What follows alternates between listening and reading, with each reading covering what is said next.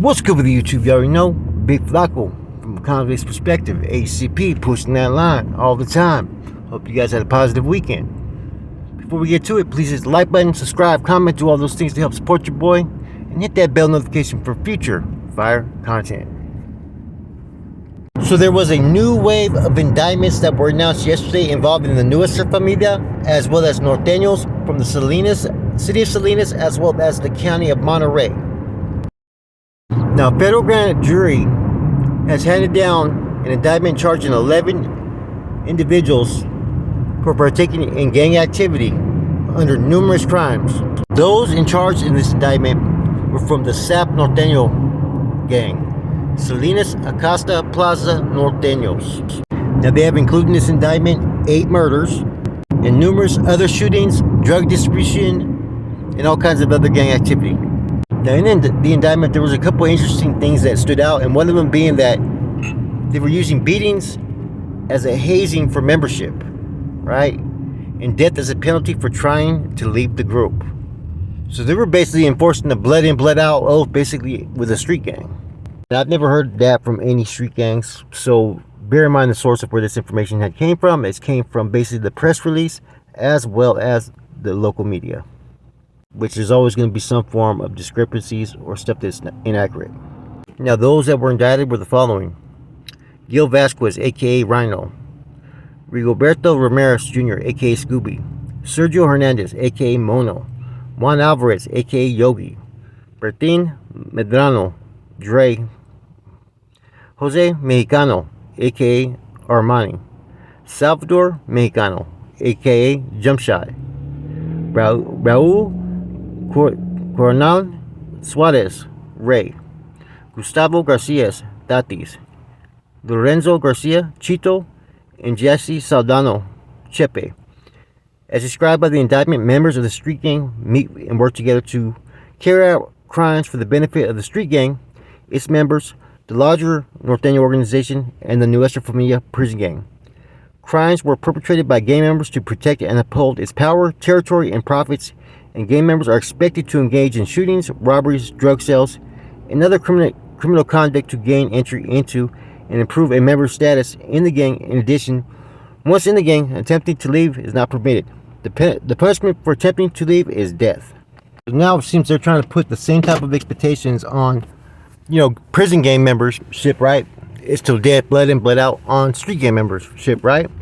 Now, let's really focus on one thing, right? I've always said this. The level of commitment as far as to the street gang in Northern California is different than LA, Southern California. Them dudes are still thinking they're gangbanging when they're like in their 20s and 30s and 40s and whatnot, right? Okay? Bay Area, the Valley, Monterey, all these different areas, right? They gangbang hard as youngsters. But see, once you parole and you get out to the streets, you've already elevated your stature to being something else, being something different. And that doesn't mean that people don't have love for their neighborhoods, right? But if you're still engaging in criminal activity, right? Gangbanging at that age, the big homies are gonna come knocking like, what the fuck you doing? If you want to be useful doing this type of shit, we'll take you, we got something to make use of you for. And that's just basically how it's always been ran. So therefore, you got homies that get out, they're gonna tap into the hood because that's where their strength and best resources for communication and for workers and whatnot is at. Therefore, they get them under their wing. Bam, you got a hood now committed to working with the organization.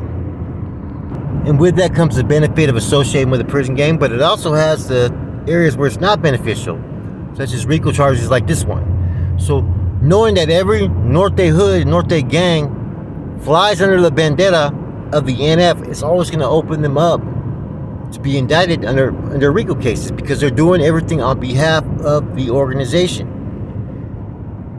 See, no street gang can really have the defense of not having any type of affiliation or association, right? Allegedly, right? With a prison organization, because it's well known that the NF does not allow anybody to freelance in prison or on the streets. You're going to have to pay your dues. And like I stated, these crimes they're trying to tie this gang with are all allegations. But see what ends up happening, right? Especially in these small towns with different neighborhoods. When a neighborhood starts to catch on fire out in the streets, right, where they're putting in a lot of work, they get busted with different kind of complaints, different murder cases and whatnot. They wait till they have a bunch of different cases, right, and they tie it all into a federal RICO act. Therefore, they can go after small members that are part of the gang for doing this and that. Now, this 11 person indictment, I guarantee you, it's going to grow. This is just the beginning, early stages. These are the guys they're hitting now. So for this neighborhood to be indicted as it was, they must have been involved in, like I said, some major alleged activities. Now, what's been going on like the last 10, 15 years is something that was put together about almost 20 years ago. Whereas you started to have individuals that were tied into different neighborhoods basically take care of that neighborhood. They would basically be like almost like a channel that would report to the main regiment, right? Different crew leaders and whatnot would be out there in the streets, and they'd have different areas, and that hood would tap in, pay their monthly quotas, to get their drug supplies and whatnot. Before that, before 2003, 2004, when that started to be put into effect, you had individuals that would just be out there and they would just tap into different resources, and it'd be basically one regiment, which it is still one regiment, but with subparts to it. And the reasons why they started doing that was so these neighborhoods would not be in communication and would not be exposed. And they would get them more willing to work because they were working under one individual, and that would be it. Sometimes that individual would be from that hood, or somehow he would have certain ties to it. I'm gonna use a prime example. When I was out there 2005, I had BRS, right, through Slimer. Then I had through Metal Fair, to the homie there that I knew. And then I had my own town. So all activities and whatnot, contributions, assistance that was being provided, all these individuals would just report to me, and it wouldn't have to go further unless it was something that was vital or important. So it appears that allegedly they're using the same type of module, but it's basically being known who these individuals are reporting to, and now they're basically tapping them as associates of a RICO Act, basically. If you associate with any organizations, partake in supporting them or assisting them in any form or fashion, they're getting you under a RICO case. So for Salinas, man, they've always been able to try to put as much security upon their crews and their hoods. And that's a big deal, man, because a lot of people like to talk, and that's how people get hemmed up. And when I was working for Salinas, there was people that didn't even know that there was a crew in San Jose that was working directly with Salinas at that time, which was me. And you see, back then you'd have less people that were getting caught under these RICO cases or these RICO acts. They were getting mainly the main culprits, they thought, that were the biggest involved in these cases. What people don't realize is that even when there's a big RICO indictment, in the list of names that are involved, right, there's always a secondary or third indictment that comes later that ties in with the organization or with the gang. And usually they're either less charges or they're state charges. See, if a federal case has some red flags, they'll indict all those under a federal RICO, right? But they'll leave behind those that are going to be filed by the state. A lot of times that's because their cases are probably weak on those individuals to prove in a federal court, but a lot of times they're easy to prove in a state court. The way they're using these RICO acts though today to file charges, man, so many hoods and so many individuals would have been indicted like 20 years ago, man. Made it so easy of a process, and how they've been able to attach individuals from street gangs to the prison gangs. Man, they've already set the precedent that each case has basically a template they go after. Started to use a little bit of these cases like this in 2009, 2011. I remember when they did C Street indictment in South San Francisco. Then they did other indictments in other hoods. The one in San Jose, I think in 2013, that was mainly Mas Locals. And they were also doing that with some of the Southside gangs. Look at the indictment they had with in San Francisco. They had basically the two Sureño Vados along with MS-13 as being the main culprits they were going after. Now, with all these different cases that the feds have, they can use these for reference just to go after certain neighborhoods and tie them into prison gang affiliations, which makes every charge, a charge that's going to carry usually maybe 2 years in the state, is now going to carry 10, 20 years in the feds. What the feds learned was this: let's create as many different charges in an indictment. Those that look like weak cases, we'll send them over to the state. But let's get everybody. Say the person was a safe spot just for a day or two. Let's get them indicted. Say this person just drove from point A to point B. Let's indict them. Because the more people that were somehow involved, that had charges filed against them, the more chances you had those that would flip, and even more indictments would happen, or they would have people that were willing to testify to have a sound case. Now, what I always thought that was interesting was this: that if they waited long enough, like with this indictment, right, they could have a whole Salinas indictment, RICO, Monterey County, of all the different neighborhoods. But sometimes they don't want to wait. Sometimes they want to run whatever they got and see where it leads them.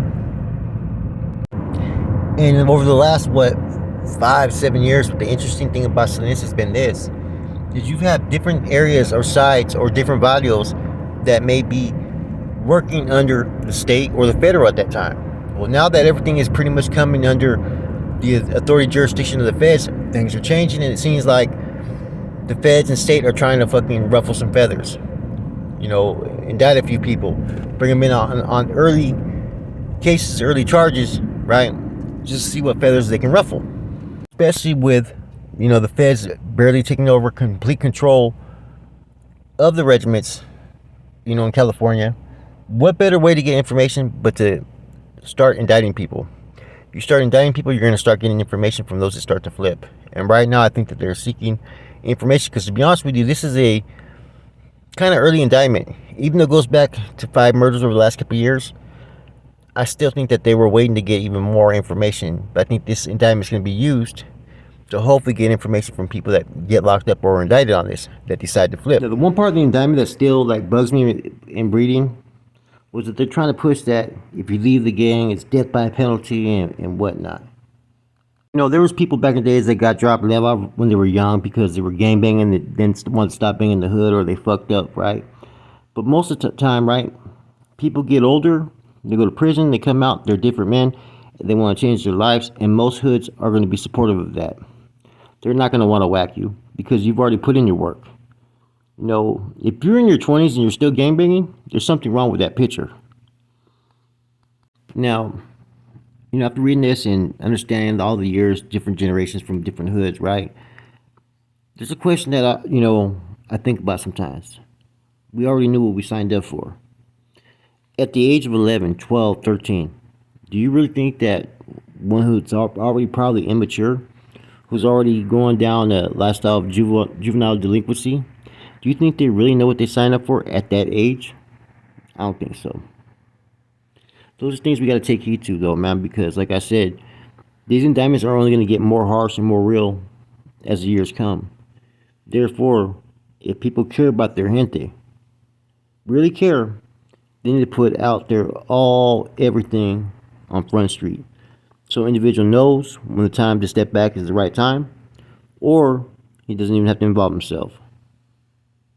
Anyways, I hope you guys enjoyed this spiel. And remember, man, that, when it comes to these different regiments, Sajo, Salinas, I did have a working relationship and worked under both those areas, functioned in both those areas. Now, this indictment is being named Operation Dead End, and it's going back to 2009 for certain, cases, robberies, murders, and whatnot. There's a whole long list of cases. There's been some, crimes that have happened in this neighborhood that not always was the gang's fault, but because people were going after the gang, innocent bystanders suffered the consequences, man. Like I said, this area also, Acosta Plaza, has long fucking roots, man, as far as with the migrant workers and whatnot, man. So it goes back years, just the affiliations and associations, man. How deep Salinas goes, man. With that said, your boy Flacco, ACP, Converse Perspective, pushing this line. It's time to go. A rato.